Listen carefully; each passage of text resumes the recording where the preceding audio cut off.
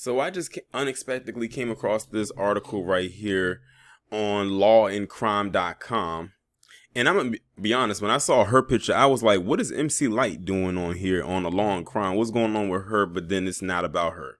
But in this picture, you see two people by the name of LaShonda and Marlon Moore. These is a married couple. They appeared on the Mammy Supremes network called Family or Fiance. And apparently, these two right here scammed a lot of black people across the nation out of tens of millions of dollars in a Ponzi scheme. This is why a lot of people don't trust people with their money, because you just never know what you're getting yourself into some of the times and everything like that. I'm like, if the person doesn't have a product or service and they can't describe whatever it is that they're doing, don't be so quick to give them your money and trust everything like that, especially if it's very cheap at the same time, or they say it's for free. If they say something like this is for free, you run the other way. But I'm gonna go ahead and read this article and see what they're talking about. Husband and wife duo LaShonda Moore and Marlon Moore, who appeared on the Okra, the Mammy Supreme Network reality show Family or Fiance last year, scammed black communities across the nation out of tens of millions of dollars, Texas Attorney General Ken Paxton has claimed. In a lawsuit filed in Texas State Court Tuesday, Paxton alleged over the course of the pandemic, LaShonda and Marlon Moore, the husband and wife duo of Prosper, Texas, and BINT, have operated an illegal pyramid scheme, Blessings in No Time, aka Bent, to scam tens of millions of dollars from members of the African American community throughout the nation. Defendants promise profits and a money-back guarantee. Instead, defendants are dissipating assets, leaving thousands of victims in dire straits. And what makes this so sad is they took advantage of these families while a pandemic was going on. A lot of scams and schemes were happening during that time. So their situation, which they did, was not unique, but it doesn't exclude what they did either. According to the complaint, the Moore solicited contributions by promising they would bless and assist needy members of the African American community in the wake of the pandemic and economic and social strife. Paxton says those contributions would purportedly result in a return blessing that would exceed the members' contribution of $1,400 to $1,425 by a factor of 8. Bent members were also promised a payout of $11,200 for each participant they recruited to make another $1,400 contribution, according to the complaint. Bent members were formally prohibited from posting reviews on social media. Many remained silent, fearing they would jeopardize their promised payout, the Attorney General says. Major red flag. Flags is more like it. So they couldn't even talk about what they were buying into online.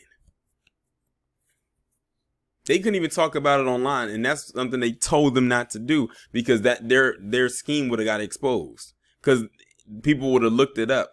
That's why when it comes to stuff like this, people, you have to do your research and see if the legitimacy of anything before you just buy into anything. And apparently a lot of these people did not do that. But you know, when people talk a good game and they have a good mouthpiece, like apparently these two had, then that's what happens. And I find it interesting that they said these two appeared on the Mammy Supremes network, considering the type of person she is. Bent's website proclaims that the organization harnesses the power of digital communities and the internet to give people the means to raise funds, help others overcome hardship, and meet aspirational goals. According to the organization, it is based on the principle of link funding. The website states the core principle behind link funding definition is you can help a friend or help an entire community. You can do everything from pay your own surgery to fulfill a student's dream of attending college and so much more. According not only to Paxton's lawsuit, but also to multiple complaints on the Texas Better Business Bureau website, however, Bent's promises were never fulfilled. Multiple Bent members filed complaints alleging that they made payments of $1,425, but had never received their return blessings. Paxton's complaint claims that the state had received nearly 200 consumer complaints against Bent, resulting in over $700,000 payments that never refunded as promised. In addition to their own reality show appearance, Marlon Moore, also known as DJ ASAP, was reportedly the resident DJ on BET's show 106 in Park for 4 years and has continued his ascent into mixed master stardom since the show's cancellation in 2014. I don't remember seeing him on there, but then again, when it came to 106 in Park, we wasn't checking for the DJ. The couple also runs Mogul Behavior, which according to its website is the biggest lifestyle accelerator, changing the lives and financial mindsets of people worldwide. Mogul Behavior claims to have 30 plus years of financial industry and credit management experience, and its main objective is to maximize your lifestyle and turn your dreams into goals. On the Mogul website, the Moores attest, "We promise there is a method to our madness." Are you sure about that? Madness is most definitely. But method? Oh nah. Last year, LaShonda Moore touted her business acumen via Twitter. "My husband likes when I talk that business language," she wrote. "You know, stocks, real estate, securities, M's in both bank accounts, no debt, etc." Paxton has asked the court to freeze Bent's assets, order that the organization cease any business dealings in the state, and compensate the victims. Neither the Moores nor anyone at Bent responded to a request for comment. That is extremely messed up. It's messed up that you have your own people that would do something like this to their own, for their own personal gain, and in their time of need. That makes it even worse. Like, these two right here are trash. Like, they need to have charges brought up against them ASAP and make them charges stick.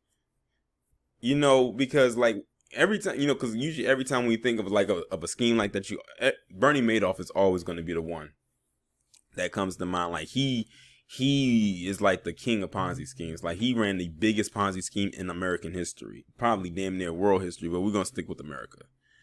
And the stuff that he did, like, that was just crazy. If y'all never seen Wizard of Lies with Robert De Niro and Michelle Pfeiffer, I would highly suggest that you watch it. That is the movie about Bernie Madoff. And it's just crazy how he got away with that stuff for so long before he finally got caught. It was a good movie though. Like I think I remember doing a review about it on my original channel back when it first came on.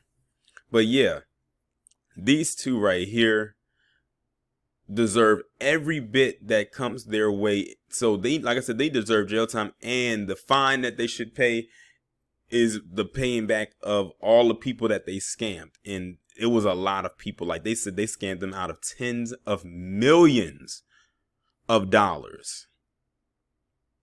But again, to the people who invest into something like this, it's very important that you do your research and everything like that. And it actually ruins the reputations for those of people who actually have digital online businesses and everything like that. It ruins the trust factor for those who might want to get into something like that, but they're scared because of people like them, because they ruin the name. They taint it when they do stuff like this. But yeah, that's just crazy. And like I said, both of these two are some of the worst people walking the face of the earth. I mean, to scam your own though, and when they're in dire straits, like that's the worst. I think that's one of the. It's bad enough that they're scamming people, but it's worse that they're doing it when people are in a financial crisis. Like these people probably gave their last to them, hoping they were going to get something in return, only for them to literally rob them blind. It's messed up.